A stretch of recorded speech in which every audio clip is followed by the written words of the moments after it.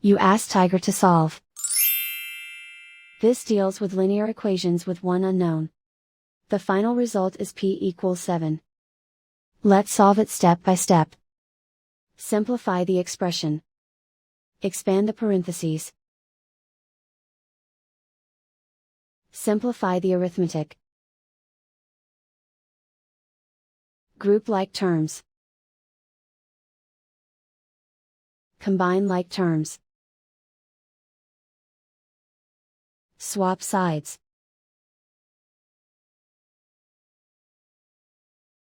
Group all constants on the right side of the equation. Subtract 20 from both sides. Simplify the arithmetic.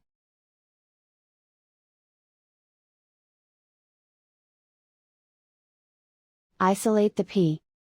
Divide both sides by 12. Simplify the fraction.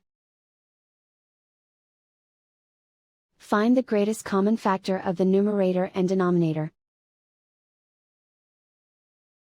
Factor out and cancel the greatest common factor. And so the final result is p=7.